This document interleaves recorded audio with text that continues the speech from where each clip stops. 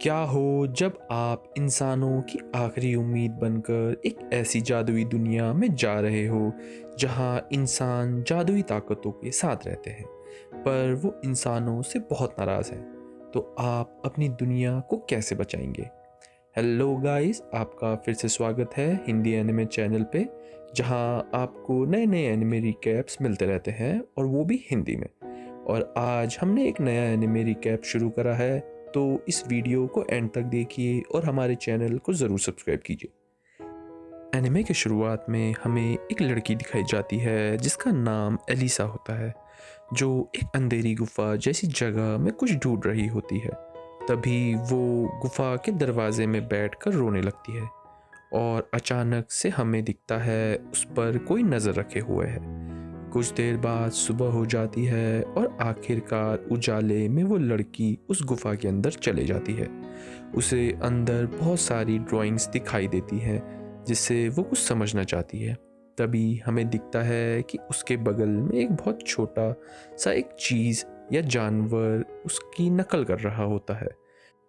कुछ देर बाद हमें एलिसा से एक कहानी पता चलती है जो उस गुफा की दीवारों में ड्राइंग के ज़रिए बनाई गई है। ये कहानी एक शेफर्ड की है जिसे एक हीरो कहा जाता है, कि कैसे ऐसी दुनिया थी जहाँ सेफिरिन नाम की जादुई आत्माएं रहती थी और वो बहुत शांत स्वभाव की होती थी। पर जब दुनिया में इंसानों की ज़्यादा तबाही की वजह से एक मुसीबत आई तो एक हीरो का जन्म हुआ और वो हीरो सैफरन और खुद की ताकत की बदौलत दुनिया को बचा सकता है। पर एलिशा को ये सब एक कहानी ही लगती है। हमें ये दिखता है कि एलिसा उस छोटी सी चीज़ को नहीं देख पाती, जैसे कि वो कोई आत्मा हो। पर तभी हमें दिखता है कि एलिसा के पीछे बहुत सारे कीड़े आ रहे होते हैं और वो उस पर हमला कर देते हैं, पर वो आत्मा उसे बचा लेती है।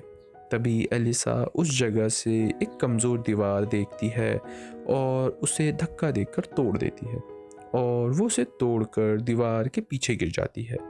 पर वो सीधा जाकर एक नदी जैसी जगह पर गिरती है और अचानक से वो एक बहुत प्यारा और खूबसूरत जगह पर पहुंच जाती है।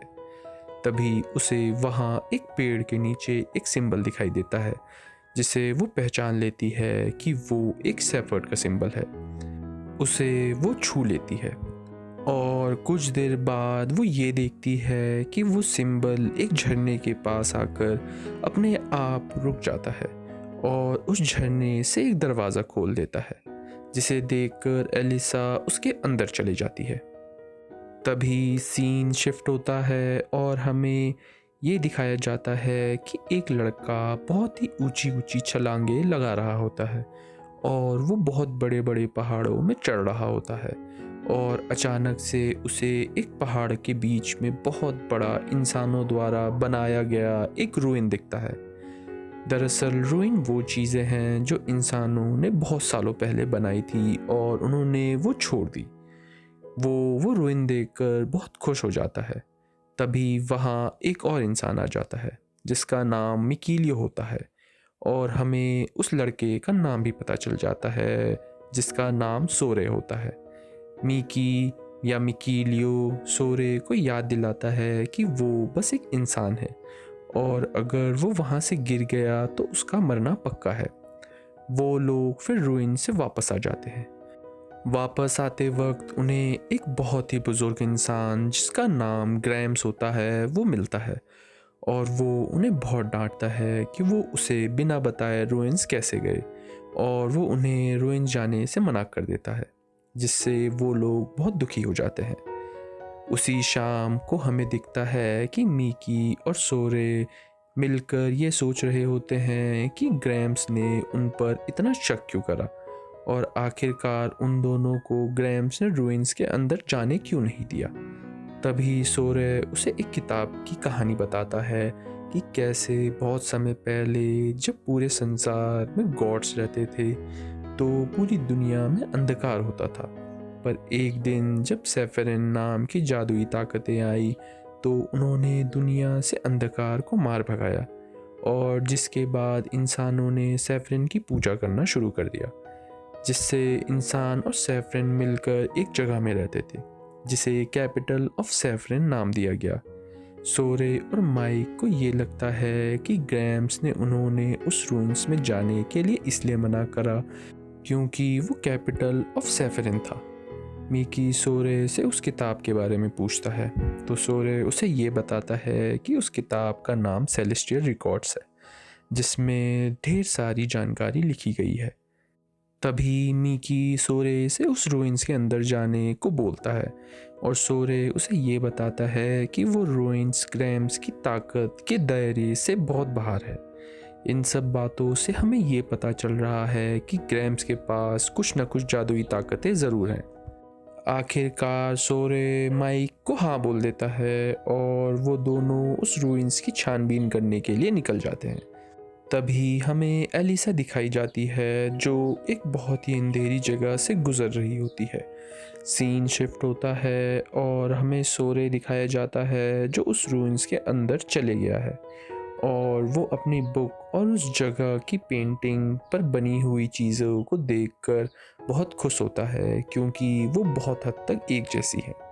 तभी उसे वहाँ एक क्लब दिखता है जिस पर एक निशान दिखता है जो सेफर्ट का निशान होता है। वहाँ पर माइकी भी आ जाता है। तभी वहाँ का मौसम अपने आप ही बदल जाता है और वहाँ बिजलियाँ कड़कने लगती हैं। दूसरी तरफ हमें दिखता है कि आखिरकार एलिसा भी उस जगह से बाहर आ गई है और वो भी उस रूइन के अंदर ही पहुंच गई है। तभी सीन शिफ्ट होता है और हमें ग्रैम्स को दिखाया जाता है जिसे ये पता चल गया है कि माइक और सोरे उस रूइंस के अंदर जाकर कुछ कर रहे हैं और वो काई नाम के एक शख्स को उनके पीछे लगा देता है। वहीं एलिसा उस रूइंस के अंदर फंस गई है जहां उसे कुछ समझ नहीं आ रहा कि वो आखिर है कहाँ। तभी उसका पाँव फिसल जाता है और वो रूइंस के अंदर गिर जाती है जिससे वो बेहोश हो जाती है। ऊपर से सोरे और माइक भी रूइंस की बिजलियों से भाग रहे होते हैं और वो दोनों गलती से एक गड्ढे में गिर जाते हैं। तभी हमें दिखता है कि माइकी के पास कुछ जादुई शक्तियाँ हैं जिससे वो सोरे को गिरने से बचा देता है। तभी वो लोग देखते हैं कि रूइंस अंदर से बहुत बड़ा है तो वो उसके अंदर और देखने के लिए जाने लगते हैं। पर अचानक से माइकी और सोरे को एलिसा बेहोशी की हालत में दिखाई देती है तो वो लोग आपस में बात कर कर ये डिसाइड करते हैं कि वो एलिसा की मदद करने जाएंगे और माइकी की जादुई ताकतों की मदद से वो लोग आखिरकार एलिस के पास पहुंच जाते हैं। वो लोग उसे उठा देते हैं पर वो लोग तब शॉक हो जाते हैं जब एलिसा उठते ही सोरे से ये पूछती है कि क्या वो एक शेफर्ड है। एपिसोड शुरू होता है और हमें दिखता है कि एलिसा, सोरे और माइकी आपस में बातें कर रहे होते हैं। एलिसा सोरे से ये पूछती है कि क्या वो एक शेफर्ड है, पर सोरे उसे बता देता है कि वो बस एक आम इंसान है। तभी सोरे की बातों से हमें ये पता चलता है कि वो एलिसा को देखकर शॉक है क्योंकि उसने बहुत समय से किसी और इंसान को नहीं देखा था। तभी एलिसा उन दोनों को ये बताती है कि कैसे उसे ये लगता है कि ये रूइंस कैपिटल ऑफ सेफरिन है तो यहाँ पर एक शेफर्ड ज़रूर होना चाहिए। पर सोरे बोलता है कि उसने अभी तक एलिसा के सिवा किसी और को यहाँ नहीं देखा, पर उसने एक चित्र देखा था जिसमें सेफर्ड ने एक तलवार पकड़ी हुई है, जिसे सुनकर एलिसा बहुत निराश हो जाती है। कुछ देर बाद हमें ये दिखता है कि माइकी सोरे को एलिसा की मदद करने से मना कर रहा होता है क्योंकि सोरे उसे अपने विलेज में लेके जा रहा होता है। तभी बहुत अजीब चीज़ होती है। हमें एलिसा के नज़रिए से दिखता है कि वो माइकी को देख भी नहीं सकती और हमें माइकी से ये पता चलता है कि ग्रैम्स ने उसको पहले ही ये सब बता दिया था इंसानों के बारे में। कुछ समय बाद सोरे एलिसा को अपने विलेज का नज़ारा दिखाता है जिसे देखकर एलिसा उसकी खूबसूरती से बहुत चौंक जाती है और उस पूरी जगह को सेफरिन के रहने का इलाका बोलती है और वो सोरे से ये पूछती है कि उसके विलेज का नाम क्या है तो वो ये बताता है कि उसके विलेज को एलिसाबाग कहते हैं और आखिरकार वो लोग एलिसाबा पहुंच जाते हैं। तभी उनके वहां पहुंचते ही माइकी सोरे से अलग होकर ग्रैम्स के पास सब बताने चले जाता है। तभी वहां सब लोग आ जाते हैं और उन्हें देखकर सोरे उनके पास जाकर एलिसा को इंट्रोड्यूस करा ही रहा होता है कि हमें वापस दिखता है कि एलिसा को वो सब नहीं दिख रहे होते हैं। इसका मतलब एलिसाबा सैफरिन के रहने की जगह है और वहाँ पर सब सैफरिन रहते हैं जिसे बस सोरे ही देख सकता है। पर तभी एलिसा उन सब को बिना देखे ही उनसे अपनी दुनिया के लिए मदद मांगने लगती है और ये बोलती है कि कैसे उनकी दुनिया बहुत मुसीबत में है और अगर उन्होंने सैफरिन की मदद ना ली तो उनकी दुनिया खो जाएगी। पर सब सैफरिन मिलकर सोरे से एलिसा को वापस छोड़ने को बोलते हैं और वहाँ से चले जाते हैं। तभी सीन शिफ्ट होता है और हमें दिखता है कि ग्रैम सोरे को बहुत डांट रहा है कि उसने एक इंसान को उनके घर लेके आया।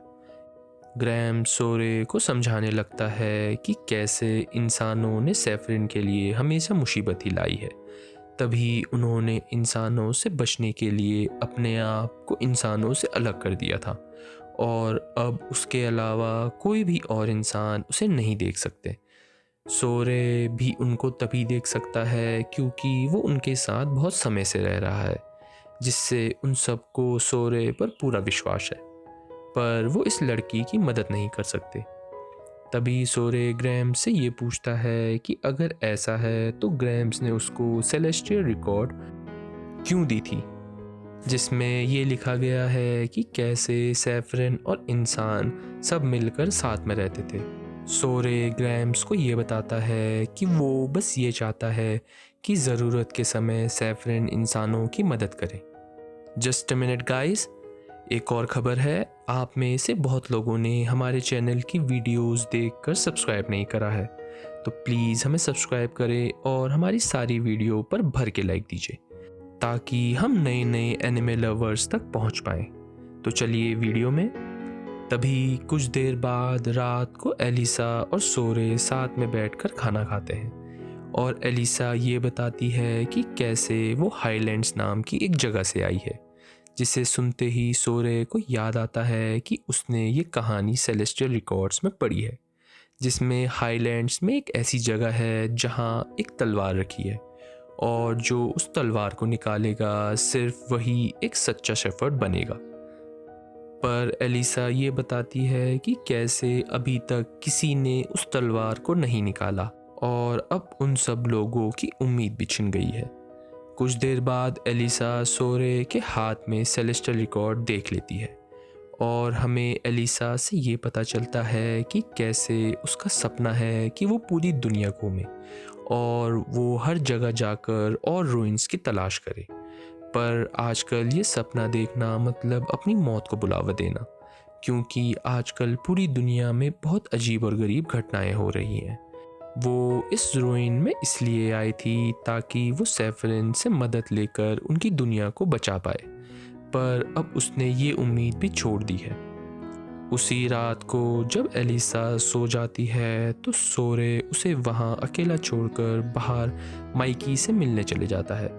माइकी उसे ये बताता है कि कैसे ग्रैम्स ने सिर्फ उसके लिए ये मान लिया है कि एलिसा कुछ देर और यहाँ रह सकती है, पर वो अभी भी उनकी मदद नहीं कर सकते, जिसे सुनकर सोरे थोड़ा खुश हो जाता है।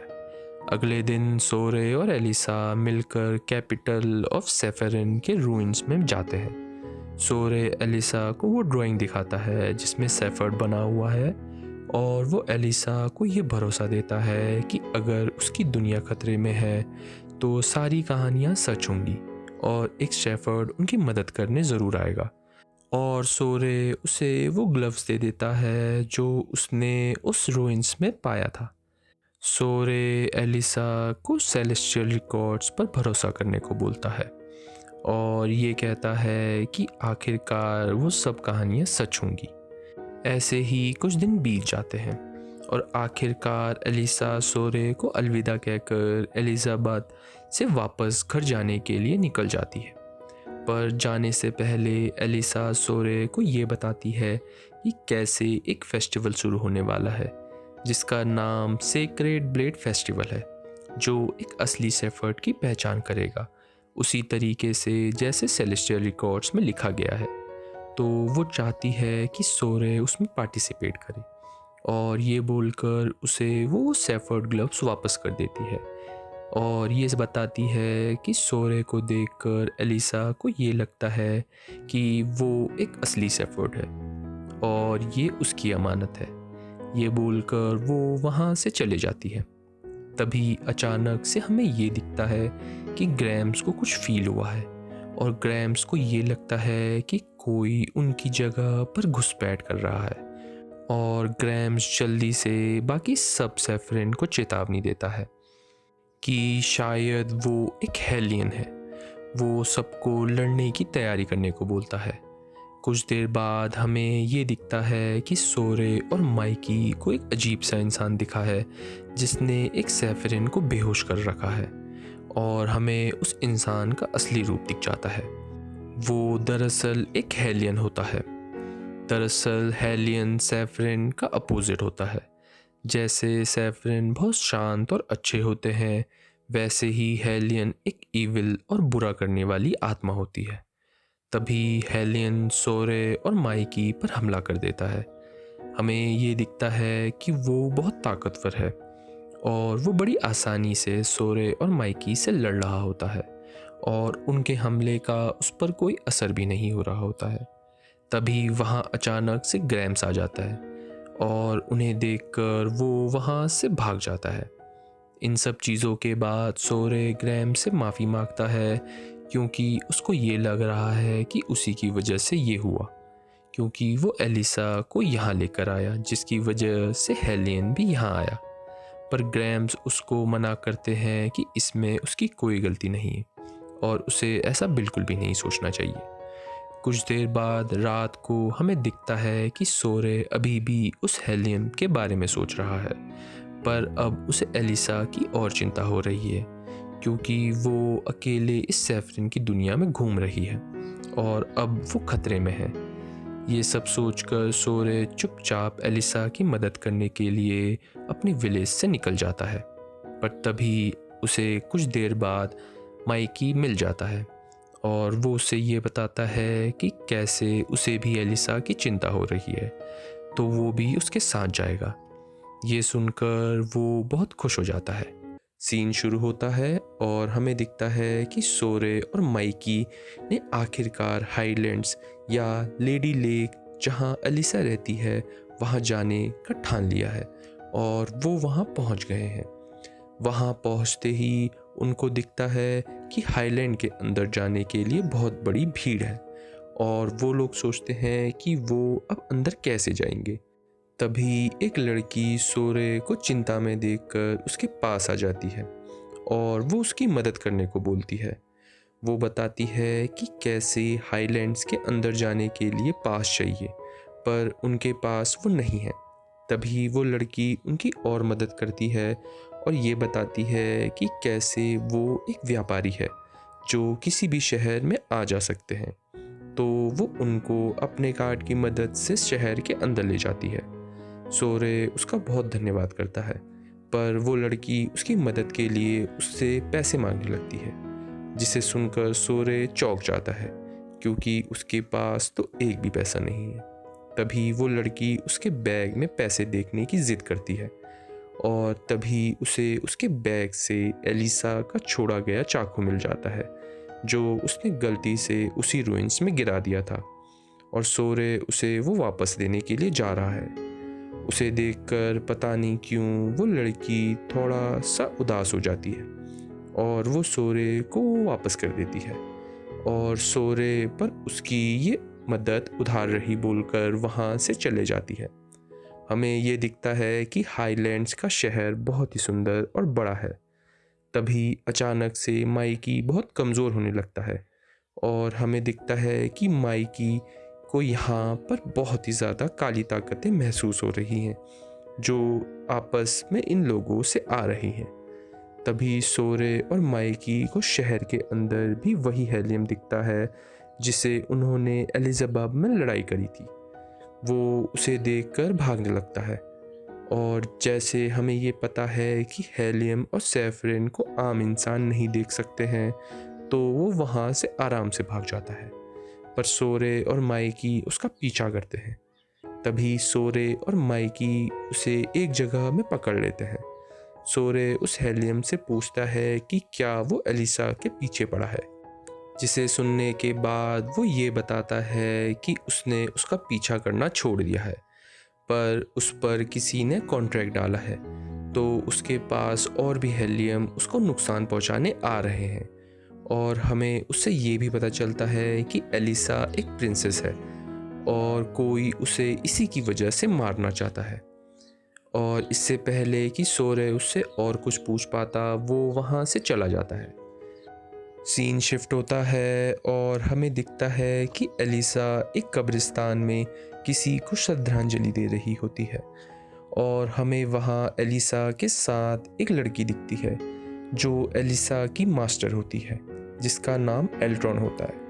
वो दोनों मिलकर किसी पॉलिसी के बारे में बात कर रहे होते हैं, और कैसे एक हायर ऑफिशियल जिसका नाम बैटलॉव है वो उसे कभी नहीं मानेगा। पर एलिसा ये बताती है कि कैसे उसने ये सब इसलिए सोचा है कि वो दुनिया में और मौतें ना होने दे। और एलिसा ये बोलती है कि चाहे कुछ भी हो जाए, वो लोग पहले हमला नहीं करेंगे। ये सब सुनकर एल्ट्रॉन उसे अपना ख्याल रखने को बोलकर वहाँ से चले जाती है। और वहीं वापस सीन शिफ्ट होता है और हमें ये दिखता है कि बैटलॉव ने कुछ असैसन से एलिसा को मारने की बात करी है, और उसने उसकी पॉलिसी की वजह से ये डिसीजन लिया है। हमें ये पता चलता है कि ये वही पॉलिसी है जिसके बारे में एलिसा और एल्ट्रॉन बात कर रहे होते हैं, जिसमें उसने ये कहा है कि जब तक दुश्मन हमला ना करे, वो लोग भी हमला नहीं करेंगे। तभी हमें दिखता है कि वो असैसन बैटलॉव से एलिसा को मारने का कारण पूछते हैं।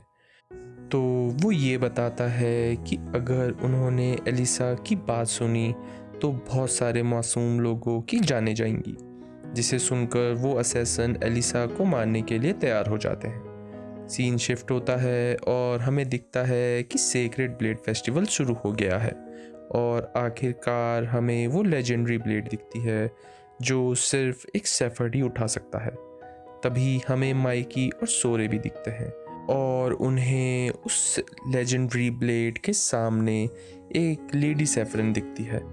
और माइकी सोरे को ये बताता है कि कैसे कोई भी अगर उस ब्लेड को छूता है तो वो सेफरन, जिसका नाम लेडी ऑफ लेक है, वो उसके अच्छे और बुरे सारे काम पढ़ लेती है, और वो उसी के हिसाब से अपना डिसीजन लेती है।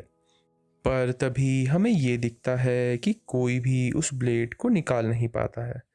तो कुछ देर बाद एलिसा सबको मोटिवेट करने के लिए उनको कहानियों में विश्वास रखने को बोलने लगती है। तभी हमें दिखता है कि लेडी ऑफ लेक अपने आसपास बहुत ही काली ताकतें देखती है, क्योंकि अब एलिसा की बातों से लोगों को कुछ नहीं हो रहा, और वो सब लोग और भी ज़्यादा निराश हो रहे हैं। तभी वहाँ पर अचानक से इतनी काली ताकतों की वजह से एक बहुत बड़ा हेलियम आ जाता है, और वो पूरी जगह तबाह करने लगता है। तभी ये सब देखकर सोरे एलिसा की मदद करने के लिए चले जाता है। सोरे को देखकर एलिसा शॉक हो जाती है कि वो सच में वहाँ आ गया है। एलिसा अपने आसपास की तबाही से समझ नहीं पाती है कि वहाँ हो क्या रहा है, क्योंकि वो एक आम इंसान है। सोरे ये समझ जाता है और वो लेडी ऑफ लेक के पास चला जाता है उससे मदद मांगने के लिए। लेडी उसे ये बताती है कि वो बिना शेफर्ड के कुछ भी नहीं कर सकती है।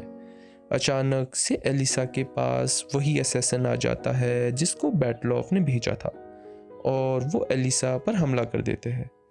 तभी इन सब चीज़ों के बीच में एलिसा सोरे से उसकी मदद करने को बोलती है, और ये बताती है कि कैसे उसे ये पूरा विश्वास है कि वो एक असली सेफर्ड है।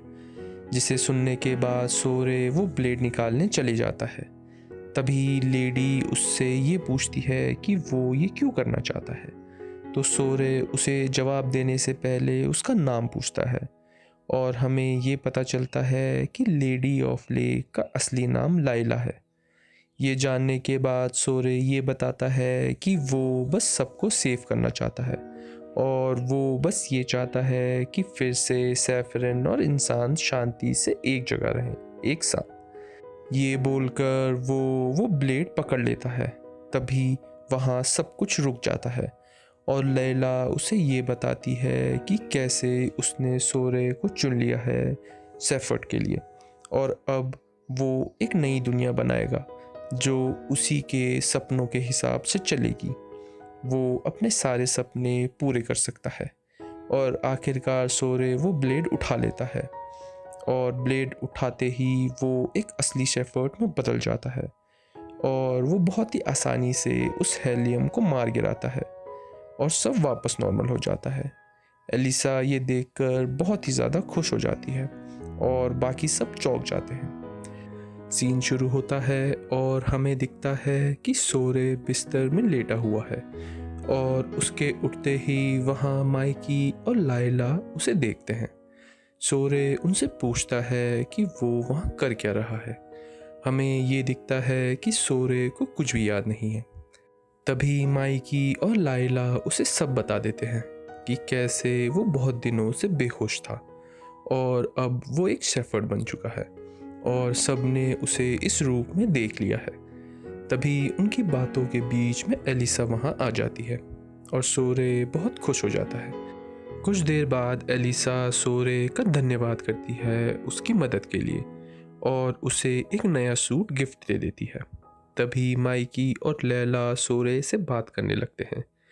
ये देखकर एलिसा थोड़ा उदास हो जाती है कि वो सैफरन को नहीं देख सकती या सुन सकती, जिसे देखकर लैला को उसके ऊपर तरस आ जाता है। तभी वो सोरे को एक आइडिया देती है कि वो उन दोनों के बीच एक मीडियम बन सकता है जो इंसानों और सैफरन की बात करने में मदद करे। तो लैला सोरे को एलिसा का हाथ पकड़ने को बोलती है और अपनी सांसें रोकने को बोलती है। तभी आखिरकार एलिसा को उन दोनों की आवाज़ सुनाई देती है और लैला और माइकी उसे हौसला बढ़ाने के लिए बोलते हैं और उसकी बहुत तारीफ करते हैं। पर सोरे ज़्यादा देर तक अपनी सांस नहीं रोक पाता और उसका मीडियम टूट जाता है। पर एलिसा असली सैफरन से बात करके बहुत खुश होती है। इन सब के बीच में एलिसा को कैसल में जाना पड़ता है क्योंकि उसका वहाँ से बुलावा आया है और एलिसा सोरे को अपने साथ लेकर जाती है। कुछ देर बाद सोरे ये देखता है कि पूरे हाईलैंड्स में शेफर्ड के आने की खबर फैल गई है और उसके स्वागत की तैयारी हो रही है। एलिसा ये भी बताती है कि कैसे सब लोग उसी का इंतज़ार कर रहे थे इतने सालों से। ये सब सुनकर सोरे थोड़ा डर जाता है। एलिसा सोरे को कैसल के बाहर छोड़ देती है ताकि वो पूरा शहर घूम पाए और वो वहाँ से उसको अलविदा कहकर चले जाती है। पर तभी सोरे माइकी से बात करते हुए बहुत कमज़ोर फील करता है और उसे उसका कारण भी नहीं पता होता है। तभी लैला उसे ये बताती है कि कैसे पूरे हाईलैंड्स में काली ताकतें छा रखी हैं और कैसे अब शेफर्ड बनने के बाद वो काली ताकतें उस पर भी असर कर रही हैं, जिससे वो कमज़ोर हो रहा है।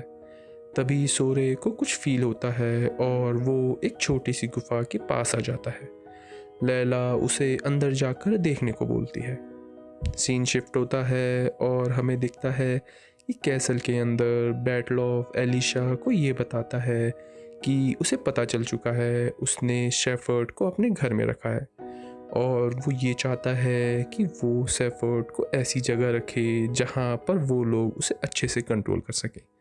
पर एलिसा इन सब चीज़ों के लिए साफ मना कर देती है।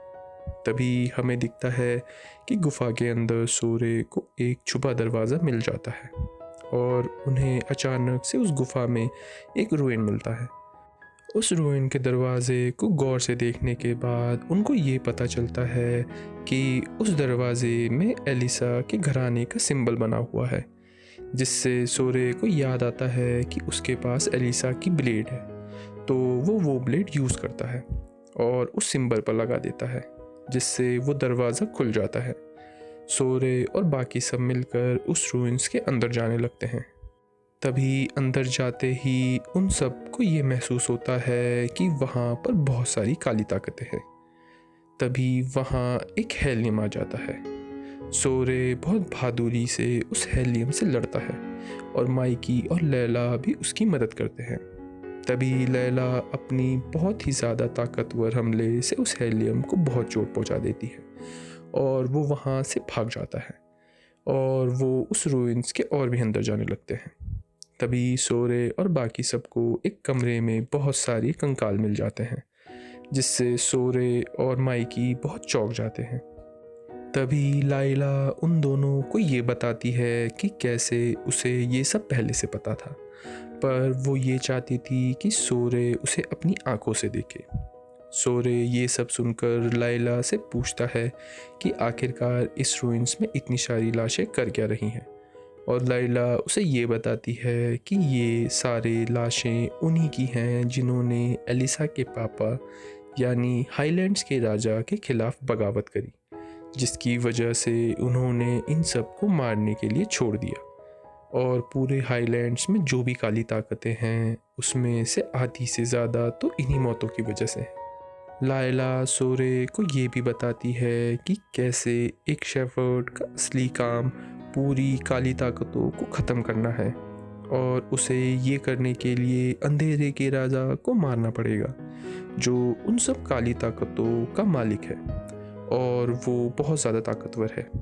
लायला सोरे को ये चेतावनी देती है कि अभी वो अंधेरे के राजा से लड़ने के लिए बिल्कुल भी तैयार नहीं है, और वो सोरे को ये भी बताती है कि कैसे अगर उसे ताकतवर होना है तो उसे और दुनिया में घूमना पड़ेगा और भी ज़्यादा रूइंस की तलाश करनी पड़ेगी, जिससे उसे और भी ज़्यादा नॉलेज आएगी और तभी जाकर वो अपनी असली ताकत पहचान सकता है। इन सब बातों के बीच में तभी अचानक से वहाँ पर बहुत सारी काली ताकतें आने लगती हैं और वो उस रूइंस पर हमला कर देती हैं।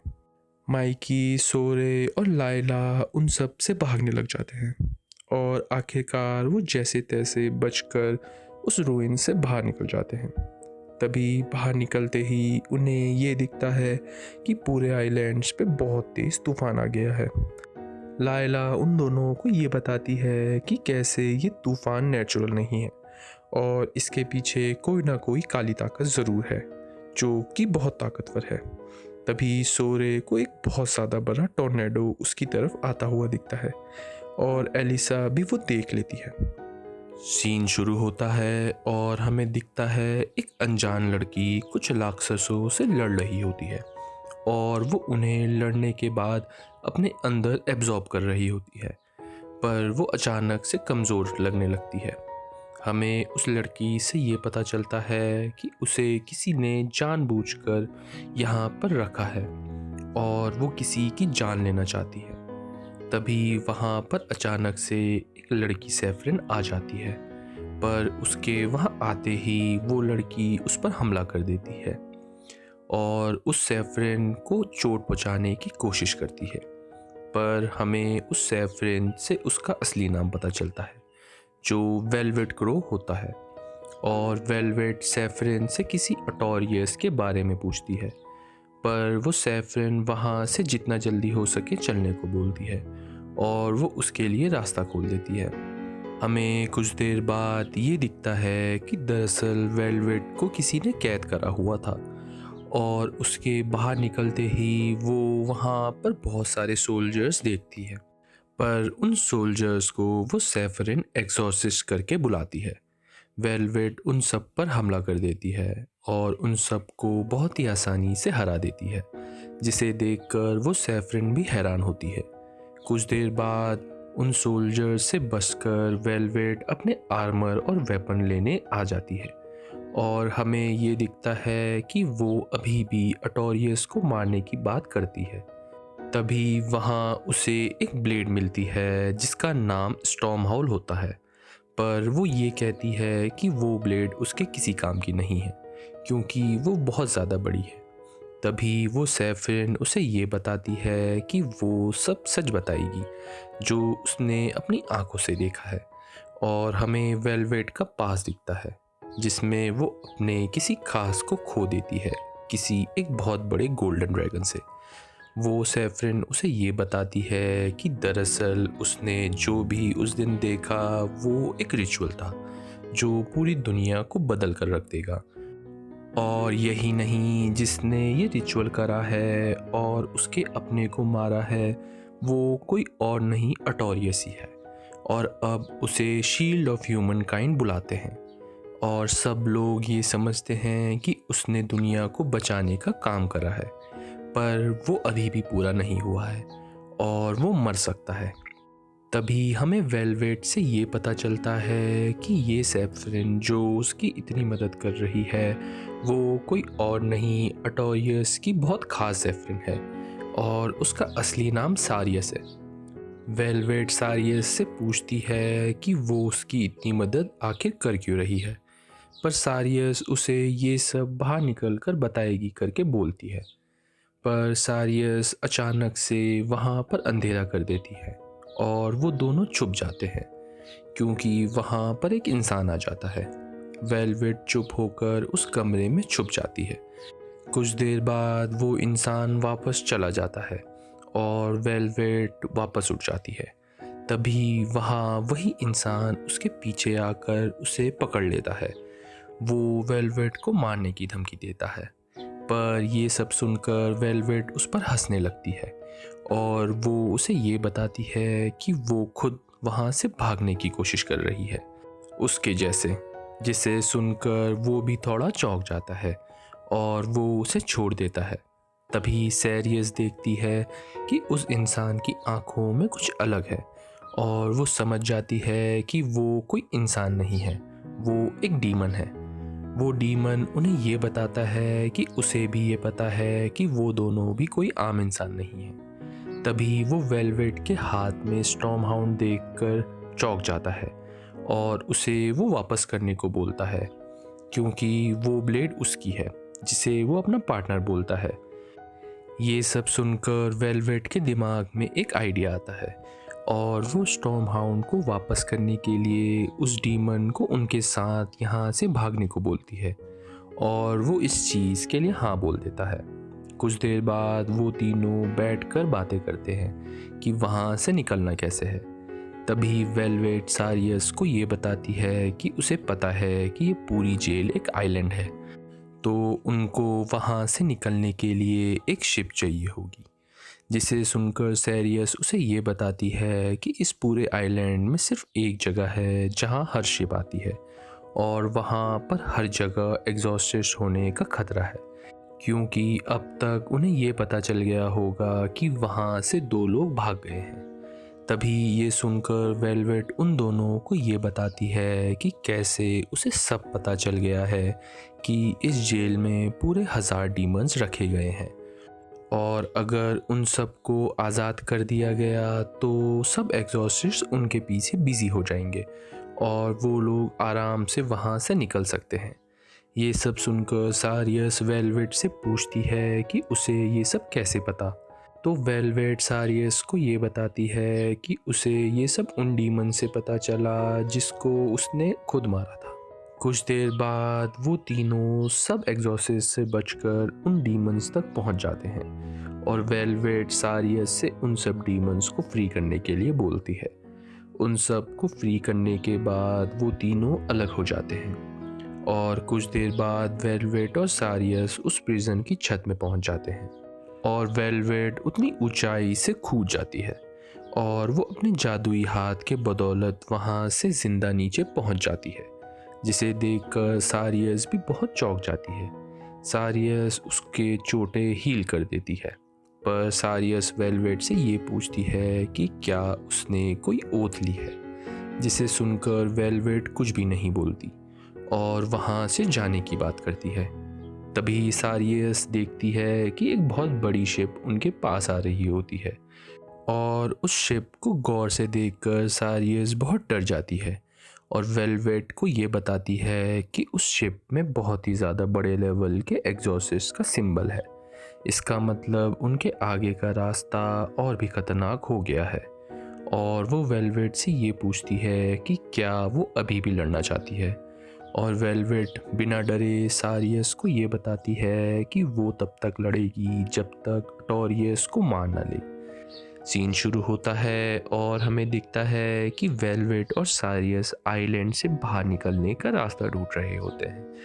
तभी आइलैंड में उन्हें उसी एग्जॉस्टेड शिप में से एक इंसान निकलता हुआ दिखता है, और हमें सारियस से ये पता चलता है कि उसका नाम ऑस्कर है।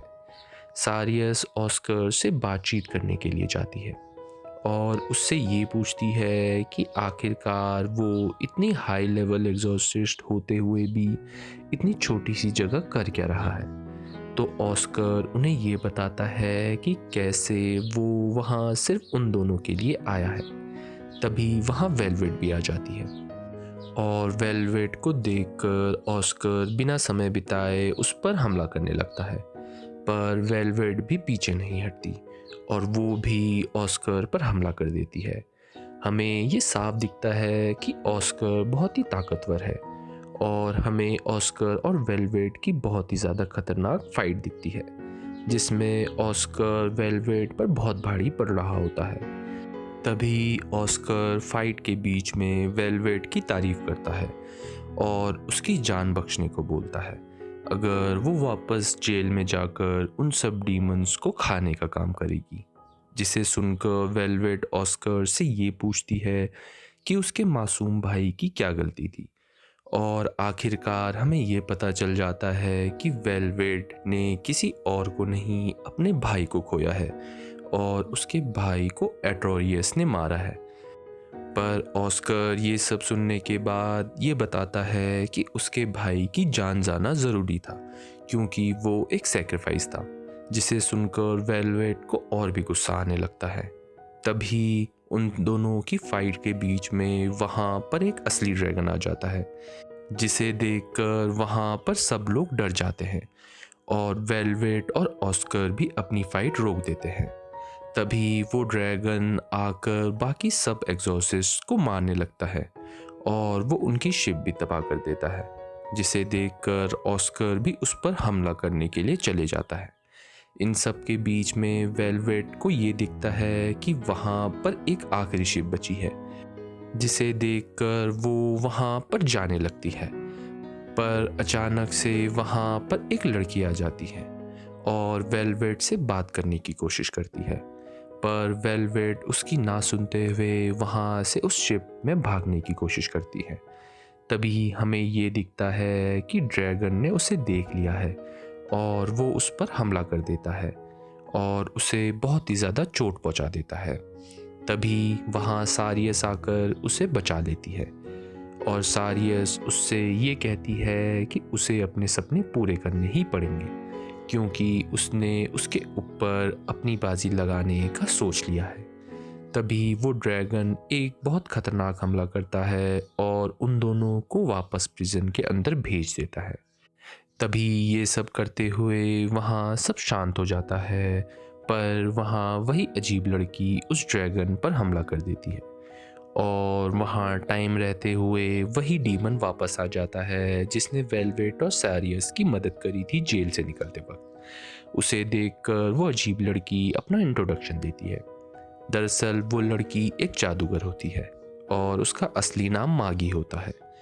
वहीं दूसरी तरफ हमें ये दिखता है कि वेलवेट बेहोशी से उठती है, और वो तब शॉक हो जाती है जब वो सारियस को अपने आगे लगभग मरी हुई हालत में देखती है, क्योंकि सारियस ने उसकी जान बचाने के लिए अपने आप पर ड्रैगन का पूरा हमला झेला। वेलवेट सारियस से ये पूछती है कि उसने इतना कुछ उसके लिए करा ही क्यों। तो सारियस उसे ये बताती है कि वो भी अटोरियस को जिंदा नहीं देखना चाहती, और वो इससे ज़्यादा अभी कुछ नहीं बता सकती है। और अगर वेलवेट को वहाँ से बाहर निकलना है तो उसे सारियस को एब्जॉर्ब करना पड़ेगा ताकि वो उसके अंदर ज़िंदा रह पाए, वरना वो मर जाएगी। तभी सारियस उसे एक कंघी देती है, जिसे देखकर वेलवेट ये बताती है कि वो कंघी लाफी की है। और वेलवेट कुछ बोल पाती उससे पहले सारियस उसे जल्दी एब्जॉर्ब करने को बोलती है, और आखिरकार वेलवेट सारियस को पूरा एब्जॉर्ब कर लेती है। और उसके ये सब करते हुए उसके सामने एक रिंग आ जाती है। वहीं बाहर हमें ये दिखता है कि मागी और वो डीमन उस ड्रैगन से बहुत गंदा हार रहे होते हैं। तभी उन सब के बीच में वेलवेट वहाँ वापस आ जाती है और वो उस ड्रैगन पर एक ज़ोरदार हमला करती है। तभी ऑस्कर उसके हाथ में वो रिंग देखकर ये समझ जाता है कि उसने सारियस को एब्जॉर्ब कर लिया है। और वेलवेट एक और हमला करती है जिससे वो उस ड्रैगन के ऊपर चढ़ जाती है और उसे एब्जॉर्ब करने की कोशिश करती है। पर अचानक से ऑस्कर उस पर भी हमला कर देता है और कहता है कि वो उसे ये सब नहीं करने दे सकता। पर वेलवेट उसकी बिल्कुल ना सुनते हुए आखिरकार वो उस ड्रैगन को पूरा एब्जॉर्ब कर लेती है। कुछ देर बाद हमें ये दिखता है कि वेलवेट, वो डीमन और मागी ने उस शिप में कब्जा कर लिया है और वो वहाँ से बाहर जा रहे हैं। तभी एक जगह वेलवेट शांत बैठकर उसी कंघी को देख रही होती है। हमें फिर वेलवेट का पास दिखता है कि कैसे दरअसल लाफी उसके भाई का नाम था और वो दोनों एक रूइन में बैठकर कुछ बातें कर रहे होते हैं। तभी उसे ये दिखता है कि उसके सामने उसके भाई को अटोरियस ने मार डाला। वहीं शिप में वेलवेट सबको एक जगह मिड ग्रैंड रीजन जाने सीन शुरू होता है और हमें ये दिखता है कि सोरे और बाकी सब अपने सामने एक बहुत ही ज़्यादा बड़ा तूफानी टोर्नेडो देखते हैं। तभी सोरे ये देखता है कि उस तूफानी टोर्नेडो के अंदर एक बहुत बड़ा सा ड्रैगन है और वो सीधा हाईलैंड के कैसल पर हमला करने जा रहा है। वही कैसल जहाँ पर एलिसा भी उस तूफान को देखकर डर जाती है, पर एल्ट्रॉन उसे समय रहते अंदर बुला लेती है। कुछ देर बाद हमें ये दिखता है कि सोरे उस ड्रैगन के सामने खड़ा हो जाता है, पर माइकी और लाइला उसे ये बताते हैं कि कैसे अभी उसमें इतनी ताकत नहीं है कि वो एक ड्रैगन को हरा सकता है। पर तब भी सोरे उन दोनों को ये बताता है कि कैसे उस ड्रैगन के बारे में उसे कुछ अजीब लग रहा है जो वो बता भी नहीं सकता। और तभी वो ड्रैगन वहाँ से चला जाता है और सब नॉर्मल हो जाता है। तभी लाइला सोरे को ये बताती है कि कैसे उसे ये यकीन नहीं आ रहा कि कैसे एक इतना बड़ा ड्रैगन ऐसी जगह में आ सकता है। तभी वहाँ अचानक से एलिसा भी वहाँ आ जाती है और एलिसा सोरे को उसकी मदद के लिए धन्यवाद करती है। पर सोरे उसे ये बताता है कि यहाँ उसने कुछ भी नहीं करा। पर सोरे जब ये बताने ही वाला होता है, वहाँ पर हाईलैंड्स की जनता आकर शेफर्ड का धन्यवाद करना शुरू कर देती है, क्योंकि उन्हें भी यही लग रहा है कि वो तूफान सोरे ने अपनी ताकतों से रोका है। पर सोरे उन्हें ये बताने की कोशिश करता है कि दरअसल उसने कुछ भी नहीं किया है, पर उसकी कोई सुनता नहीं है। तभी वहाँ बैटलॉफ भी आ जाता है और बैटलॉफ भी बाकी सबके जैसे सोरे को बहुत धन्यवाद करता है और सोरे को अपने साथ खाने के लिए निमंत्रण देता है, जिसे देखकर सोरे उसे हाँ बोल देता है। पर सोरे एलिसा को भी उसके साथ चलने को बोलता है। कुछ देर बाद सोरे और एलिशा शहर से बाहर बैटलॉफ के वहाँ जा रहे होते हैं। तभी सोरे उनकी गाड़ी रुकवाता है और ये देखता है कि पूरे शहर में बहुत ही तबाही मच गई है, जिसे देखकर सोरे को बहुत बुरा लग रहा है और अब वो ठान लेता है कि वो कुछ ना कुछ ज़रूर करेगा। आखिरकार कुछ देर बाद वो लोग बैटलॉफ के वहाँ पहुँच जाते हैं, पर वहाँ पहुँचते ही उन्हें एक बटलर मिलता है जो सोरे का स्वागत करता है। पर जब एलिसा गाड़ी से बाहर निकल रही होती है, वो बटलर उसे रोक देता है और उससे ये बताता है कि कैसे यहाँ के राजा यानी एलिसा के पापा ने उसे बुलाया है और वो कुछ ज़्यादा ही ज़रूरी बात करना चाहते हैं। ये सुनकर एलिसा भी चौंक जाती है। तभी लाइला भी सोरे को ये बताती है कि कैसे कोई ये नहीं चाहता कि एलिसा उसके साथ यहाँ आए। तो ये सब सुन के एलिसा भी सोरे को अलविदा कहकर वहाँ से चले जाती है। कुछ देर बाद सोरे और बेटलॉफ साथ में मिलकर खाना शुरू करते हैं। खाते हुए बेटलॉफ सोरे से ये पूछता है कि कैसे वो अब आगे क्या करेगा, और सोरे उसे साफ बता देता है कि वो अब ड्रैगन्स की तलाश करेगा और दुनिया में शांति लाने की कोशिश करेगा। तभी डिनर के बाद हमें एलिसा दिखती है जो बाकी लोगों की मदद कर रही होती है। तभी वहाँ सोरे भी आ जाता है। हमें एलिसा से ये पता चलता है कि राजा ने उसे मार्लिन नाम की जगह जाने का आदेश दिया है। सोरे के पूछने पर एलिसा उसे ये कहती है कि कैसे वहाँ के लोगों को भी बहुत परेशानी हो रही है और उनको भी उसकी मदद चाहिए। तभी कुछ देर बाद रात को हमें ये दिखता है कि सोरे के सोने के बाद माइकी और लैला आपस में बात कर रहे होते हैं। वहीं माइकी लाइला को ये बताता है कि कैसे उसको सोरे की चिंता हो रही है, क्योंकि अब जब वो शेफर्ड बन गया है तो उसे ये नहीं पता कि वो उसकी मदद कैसे करेगा। ये सब सुनने के बाद लाइला उसे कुछ कहती है और हमें ये दिखता है कि माइकी हाईलैंड छोड़कर चले जाता है। अगली सुबह सोरे को जब ये पता चलता है कि माइकी वहाँ नहीं है तो उसे कुछ समझ नहीं आता कि उसने ऐसा क्यों किया, पर वो माइकी पर भरोसा करता है और उसका पीछा नहीं करता। तभी हमें दिखता है कि लाइला ने रात को माइकी को एक रूइंस के बारे में बताया है जिसका नाम गैलहार्ड रूइंस है। उसे वहाँ एक चीज़ मिल सकती है जो उसकी ताकत और भी ज़्यादा बढ़ा सकती है, जिससे वो सोरे की और भी ज़्यादा अच्छे से मदद कर सकता है और वो सोरे के काम आ सकता है। कुछ देर बाद हमें ये दिखता है कि सोरे एलिसा को अलविदा कहने के लिए उसे छोड़ने जाता है, जिसे देखकर एलिसा उसे भी उसके साथ थोड़ा दूर तक चलने को बोलती है और सोरे उसे हाँ बोल देता है। कुछ दूर चलने के बाद एक जंगल में सोरे को अपने साथ एक अजीब सी चीज़ चलते हुए दिखती है जो उसके ऊपर उड़ रही होती है, पर वो समझ नहीं पाता कि वो चीज़ है क्या। पर एलिसा उसे ये बताती है कि कैसे उन चीज़ों को वैलिड्स कहते हैं और वो बहुत ही ज़्यादा शांत स्वभाव के होते हैं और ये उसी जंगल में रहते हैं जहाँ से ये लोग गुजर रहे हैं। दूसरी तरफ हमें ये दिखता है कि माइकी एक जगह से जा रहा होता है कि तभी वहाँ उस पर कोई हमला कर देता है, जिससे वो डर के मारे उस खाई के नीचे गिर जाता है। सीन शिफ्ट होता है और उसी रात को हमें ये दिखता है कि उस जंगल में सोरे और एलिसा ने रात बिताने की सोची है। तभी एलिसा लाइला और सोरे के लिए एक स्पेशल टी बना कर लेकर आती है जो लाइला को बहुत टेस्टी लगती है। तभी लाइला सोरे से मीडियम बनकर एलिसा को धन्यवाद करती है और वो कुछ और बोलने ही वाली होती है कि उन्हें एक बहुत ज़ोर सी आवाज़ आती है और उन्हें ये दिखता है कि कैसे एक वैलेट ने उन पर हमला कर दिया है, जिसे देखकर एलिसा भी बहुत चौंक जाती है क्योंकि वैलेट कभी भी किसी भी जानवर पर हमला नहीं करते।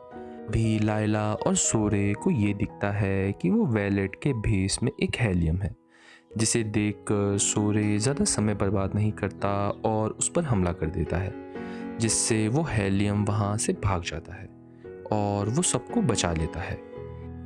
अगली सुबह मार्लिन की तरफ जाते हुए एलिसा सोरे से ये पूछती है कि आखिरकार इंसान सैफरन को देख क्यों नहीं सकते।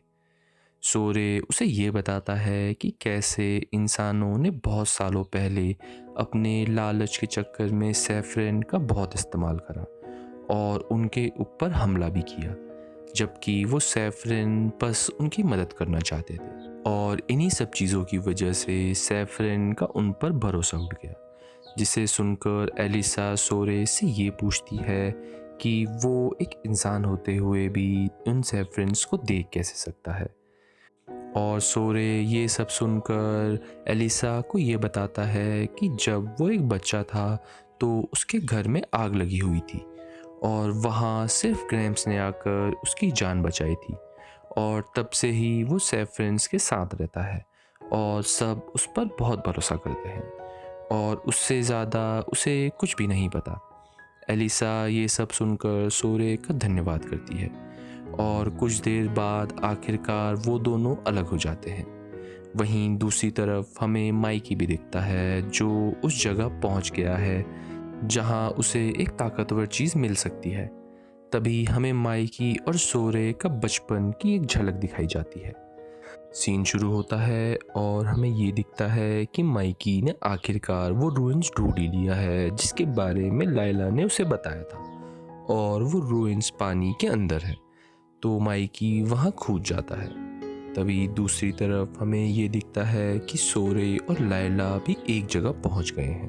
पर तभी वहाँ सोरे को बहुत ही ज़्यादा काली ताकतें महसूस होती हैं और अचानक से उसके सामने एक लड़की उससे टकरा जाती है। तभी वहाँ एक हेलियन आ जाता है जो उनके ऊपर हमला कर देता है, पर वो लड़की भी उस पर अपने जादू से हमला कर देती है। तभी इन सब के ऊपर हमें ये दिखता है कि वहाँ उन सबको कोई देख रहा है और दूसरी तरफ सोरे भी उस हेलियम से लड़ने के लिए चले जाता है। पर सोरे का हमला उस हेलियम पर कोई असर नहीं कर रहा होता है। पर तभी अचानक से वही अनजान इंसान उस हेलियम पर हमला कर देता है और उसे मार गिराता है और आखिरकार वो सोरे लोगों के पास आ जाता है। उस इंसान को देखकर हमें ये दिखता है कि लायला उसे पहचान गई है। लायला से हमें ये पता चलता है कि उसका नाम जीव है। सोरे जीव से ये पूछता है कि उसने उस हेलियम को इतनी आसानी से कैसे मार डाला। लायला सोरे का ये सवाल सुनकर सोरे को ये बताती है कि जीव के पास जो गन या हथियार है वो हेलियम को मारने के लिए बना है और जीव खुद भी ये बताता है कि कैसे उसे हेलियम मारना बहुत पसंद है और वो उसको अपनी एक हॉबी मानता है। जिसे सुनकर सोरे थोड़ा गुस्सा करता है क्योंकि हमें तो ये पता है कि सोरे शांति में यकीन रखता है, तो उसे ये पसंद नहीं आता। तभी वो लड़की भी जीव से बात करने लगती है और उससे कहती है कि वो वहाँ नहीं आना चाहिए था। तभी हमें जीव से उसका असली नाम पता चलता है और उसका नाम एडना होता है। तभी उन सब की बातों के बीच सोरे को कुछ महसूस होता है और अचानक से वहाँ पर बहुत ही ज़्यादा काली ताकतें आने लगती है, जिससे जीव समझ जाता है कि वहाँ पर कोई बहुत बड़ा हेलियम आ रहा है। तभी हमें ये दिखता है कि सोरे लोगों के पास एक बहुत ही ज़्यादा बड़ा ड्रैगन आ गया है, जिसे देखकर एडना उसे अपना भाई बोलती है और सोरे और लैला ये सुनकर शॉक हो जाते हैं। तभी जीव से हमें ये पता चलता है कि कैसे जो ड्रैगन उनके सामने में है वो एडना का बड़ा भाई है जिसका नाम आइजन है और वो एक सेफरिन था। तो इन बातों से हमें ये तो पता चल गया है कि एडना भी एक सेफरिन है। तभी सोरे उस ड्रैगन से लड़ने के लिए उसके सामने खड़ा हो जाता है, पर वो ड्रैगन उस पर हमला कर देता है और जीव समय रहते उसे वहाँ से बचा लेता है। जीव हमें ये भी बताता है कि कैसे उसे आइजन को मानना ही पड़ेगा, पर सोरे लैला से ये पूछता है कि क्या वो आइजन को बचा नहीं सकते। पर लैला सोरे को ये बताती है कि कैसे आइजन को अब कोई नहीं बचा सकता, क्योंकि अभी तक कोई भी आत्मा ड्रैगन बनने के बाद वापस अपने असली रूप में नहीं आ पाई है और एडना भी उसकी बातों से सहमत होती है। तभी जीव आइजन को मारने जाता है, पर एडना उसे ये करने से रोक देती है। पर इन सब के बीच में आइजन एडना पर भी हमला कर देता है और सोरे उसे बचा लेता है। इन सब चीज़ों को देखकर जीव उन सबको वहाँ से भागने को कहता है। तभी दूसरी तरफ हमें ये दिखता है कि आखिरकार माइकी भी उस रूइंस के अंदर पहुँच गया है और आखिरकार उसे वो जादुई हथियार भी मिल गया है।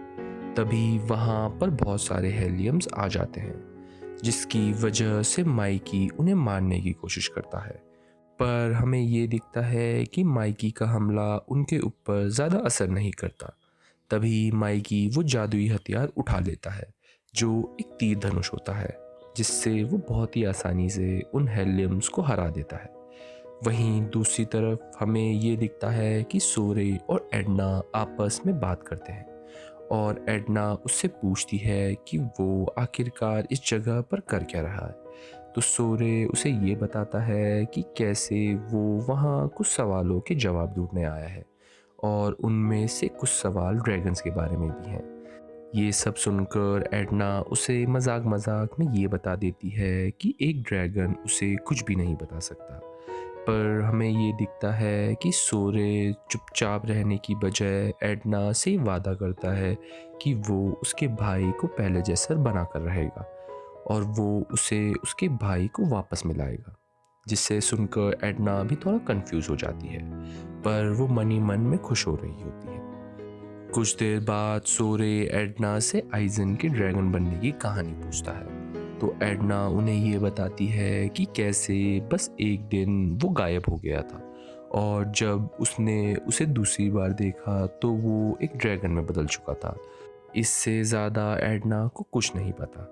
तभी सोरे को बहुत ज़ोर से आवाज़ आती है और जब वो सब उस आवाज़ के पीछे जाते हैं तो वो ये देखते हैं कि ज़ीव आइजन से लड़ रहा होता है। पर आइजन ज़ीव को बहुत बुरी तरीके से हरा रहा होता है, जिसे देखकर एडना ज़ीव को वहाँ से चले जाने को बोलती है। पर ज़ीव बार बार यही बोल रहा होता है कि उसे आइजन को मारना ही होगा और उसे उन दोनों की कोई भी बात याद नहीं है, क्योंकि अब वो पूरी तरीके से एक काली ताकत में बदल चुका है और अब वो उसका कुछ नहीं कर सकते। पर ये सब सुनकर एडना और भी चिंता करने लगती है। तभी इन सब चीज़ों को देखकर सोरे एडना से वादा करता है कि वो आइजन को वापस पहले जैसा बनाकर रहेगा और सोरे अपनी सैफर फॉर्म में बदल जाता है और वो सीधा जाकर आइजन पर हमला कर देता है। पर तभी हमें एडना की यादों से उसके और आइजन की पास की कुछ झलक दिखाई देती है कि कैसे वो लोग आपस में कितने करीब थे। पर कुछ देर बाद हमें ये दिखता है कि सोरे का हमला आइजन को पहले पहले तो बहुत चोट पहुंचा रहा था, पर सोरे अभी उतना ताकतवर नहीं हुआ है कि वो सीधा जाकर एक ड्रैगन से लड़े। तो आइजन उसको बहुत बुरी तरीके से चोट पहुंचा रहा है और अपने भाई की ये सब हरकतें देखकर एडना को बहुत तकलीफ होती है और वो आइजन को समझाने के लिए उसके पास चले जाती है। पर आइजन एक ड्रैगन फॉर्म में होते हुए उसे कुछ समझ नहीं आता और वो एडना पर हमला कर देता है और वो एडना को जान से मारने ही वाला होता है कि अचानक से वो अपना हमला रोक देता है और वहाँ से चले जाता है। आइजन की ये हरकतें देखकर बाकी सबको ये यकीन आ जाता है कि शायद अभी भी कहीं ना कहीं आइजन ड्रैगन के अंदर जिंदा है। तभी लड़ाई के कुछ देर बाद हमें ये दिखता है कि सोरे जीव से ये पूछ रहा होता है कि क्या उसने भी वो देखा जो आइजन ने करा, जिसे जीव भी हाँ बोल देता है और जीव उन सबको ये बताता है कि वो अब कुछ देर तक आइजन का पीछा नहीं करेगा, क्योंकि उसने भी अभी अभी ये देखा था कि ड्रैगन के अंदर शायद आइजन की थोड़ी सी झलक बची हुई है। जिसे सुनकर सोरे बहुत खुश हो जाता है। जीव एडना को उसकी ज़रूरत में उसका साथ देने को बोलकर वहाँ से चला जाता है। जीव के जाने के बाद एडना लाइला और सोरे के पास आकर लाइला को एक सब कॉन्ट्रैक्ट फॉर्म करने को बोलती है, पर सोरे को कुछ समझ नहीं आता। तो एडना उसे ये बताती है कि कैसे अगर वो उसके भाई को वापस लाने की कोशिश करेगा तो वो भी उसकी मदद ज़रूर करेगी और ये सब कॉन्ट्रैक्ट उसकी ताकतें और भी बढ़ाएगा, जो आगे जाकर उसके बहुत काम आएंगी। सीन शुरू होता है और हमें ये दिखता है कि अलीशा और एल्टर्न मार्लिन जाने वाले रास्ते में एक तूफान में फंस गए हैं, क्योंकि उनके रास्ते की नदी बहुत तेज़ चल रही है। अल्ट्रन एलिशा को ये बताती है कि उन्हें थोड़ा रुक कर जाना चाहिए, पर एलिसा उसे ये बताती है कि कैसे मार्लिन के लोगों को उसकी और वो जो दवाइयाँ लेके जा रही है उनकी कितनी ज़रूरत है। तभी एलिसा मार्लिन के रास्ते को देखती है और उसे एक दूसरा रास्ता मिल जाता है जो एक ब्रिज है और वो नदी को पार कर सकते हैं। ये देखकर एलिसा समय बर्बाद ना करते हुए एल्ट्रन को वहाँ छोड़कर उस रास्ते में जाने लगती है। वहीं दूसरी तरफ हमें ये दिखता है कि सोरे और लैला एडना के साथ बैठकर बातें कर रहे होते हैं। सोरे उन दोनों को एक नई जगह बताता है जहाँ वो और रूइंस की तलाश करने जाएंगे। उस जगह का नाम रॉलिंस होता है। हमें ये दिखता है कि सोरे सेलेस्टियल रिकॉर्ड्स में देखकर और रूइंस की तलाश कर रहा है। तभी लैला सोरे से ये पूछती है कि क्या उसे ये पता है जिन जिन हेलियंस को उसने अपनी ब्लेड से हराया है वो मरे नहीं हैं, बल्कि वो प्योरीफाई हो गए हैं। और सोरे ये सुनकर थोड़ा शॉक हो जाता है, क्योंकि उसको तो यही लगता था कि वो अब तक उन हेलियंस को मार रहा है जो उसके मन को तकलीफ दे रहा था। पर अब ये सब सुनकर वो थोड़ा आराम लेता है। लैला उसे ये बताती है कि कैसे वो जब भी एक हेलियम को प्योरीफाई करेगा उसके अंदर भी काली ताकतें आने का खतरा बना रहेगा। तो सोरे को अपने मन से बहुत ही ज़्यादा स्ट्रांग होना पड़ेगा। तभी लायला सोरे का टेस्ट करने के लिए कि वो प्योरीफाई की एनर्जी कैसे यूज़ कर सकता है उसे आजमाती है, और सोरे को उसके सामने जलती आग को प्योरीफाई करने को बोलती है। पर सोरे वो कर नहीं पाता। तो लैला उसे ये बताती है कि अगर उसे आइजन को प्योरीफाई करना है तो उसे और ट्रेनिंग की ज़रूरत होगी। में ये भी दिखता है कि लैला को सोरे पर बहुत भरोसा है कि वो एक बहुत ही ज़्यादा अच्छा शेफर्ड बन सकता है। सीन शिफ्ट होता है और हमें माइकी दिखाया जाता है जो एक जंगल में आराम कर रहा होता है। तभी उसे किसी के चिल्लाने की आवाज़ आती है। कुछ देर बाद हमें ये दिखता है कि एक छोटी सी आत्मा एक हेलियन से भाग रही होती है और वो हेलियन उस पर हमला करने ही वाला होता है। तभी अचानक से माइकी वहाँ आ जाता है और उस हेलियम पर हमला कर देता है। पर माइकी अपने जादुई हथियार से भी उस हेलियम को ज़्यादा चोट नहीं पहुँचा पाता। तभी वही छोटी सी आत्मा उसके ऊपर अपना जादू करती है और अचानक से माइकी के सिर्फ एक हमले से वो हेलियम बहुत ही दूर जाकर गिर जाता है। और माइकी उस आत्मा से ये पूछता है कि क्या ये सब उसने करा, जिसे वो आत्मा हाँ बोल देती है। कुछ देर बाद वो दोनों आपस में बात करते हैं। हमें माइकी से ये पता चलता है कि दरअसल जो छोटी सी आत्मा उसके सामने में है उन आत्माओं को नॉर्मन सैफरिन बोला जाता है, और वो लोग सैफरिन से भी ज़्यादा शांत और चुलबुले होते हैं। कुछ देर बाद वो नॉर्मन अपने आप को माइकी से इंट्रोड्यूस कराता है। उसका नाम अटैक होता है। हमें अटैक से ये पता चलता है कि वो उस जंगल में रहता है, पर अब वहाँ पर ढेर सारे हेलियम्स आने लग गए हैं। माइकी उसे उसका कारण पूछता है, पर अटैक को भी अभी कुछ नहीं पता कि ये सब हो क्यों रहा है।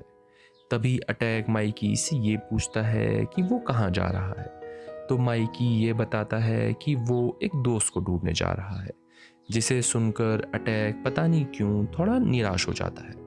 तभी अटैक माइकी से ये पूछता है कि क्या वो भी उसके साथ चल सकता है, क्योंकि उसे भी ये जगह छोड़नी ही है और वो माइकी के साथ जाकर ज़्यादा सेफ रहेगा। जिसे सुनकर माइकी उसे हंसकर हाँ बोल देता है। वहीं दूसरी तरफ हमें ये दिखता है कि सोरे लोग एक जगह पहुंच गए हैं जहां उन्हें एलिसा के कुछ सोल्जर मिल गए हैं, और वो सोरे को एलिसा की मदद करने को बोलते हैं, और सोरे वहां से जितना जल्दी हो सके एलिसा के पास चले जाता है। तभी हमें ये दिखता है कि एलिसा उस ब्रिज में पहुंच गई है, पर वो ब्रिज भी टूटा हुआ है। दूसरी तरफ हमें अल्ट्रन भी नदी के पार जाने की तैयारी करते हुए दिखती है। तभी वहाँ पर अचानक से एक बहुत ही ज़्यादा बड़ा तूफान आ जाता है जो अल्ट्रन और बाकी सोल्जर्स को चौंका देता है, और उनमें से बहुत सारे सोल्जर्स उस तूफान में उड़ जाते हैं। वहाँ सोरे भी पहुँच जाता है, और तभी सोरे को उस तूफान के अंदर एक बहुत ही बड़ा सांप जैसा हेलियम दिखता है। कुछ देर बाद सोरे एल्ट्रन के पास पहुँच जाता है और उन सबको वापस कहीं छुप जाने को बोलता है।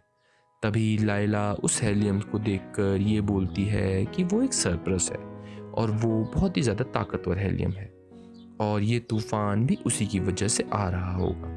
लाइला तभी सोरे और एडना का सब कॉन्ट्रैक्ट खोल देती है और हमें सोरे का नया रूप दिखता है जिसमें वो और भी ताकतवर हो गया है और अब वो उस सरप्लस से बहुत आराम से लड़ पा रहा है। तभी उनकी लड़ाई के बीच में वहाँ फिर से एक बहुत ही बड़ा ड्रैगन आ जाता है और वो सीधा उस सरप्लस पर हमला कर देता है, जिससे सोरे भी शॉक हो जाता है। पर एडना सोरे को ये बताती है कि कैसे जो हेलियम अभी आया है वो ड्रैगन नहीं ड्रैकस है, और ड्रैकस वो हेलियम होते हैं जो पूरी तरीके से काली ताकतों में नहीं खोए होते हैं और वो असली ड्रैगन से काफ़ी अलग होते हैं।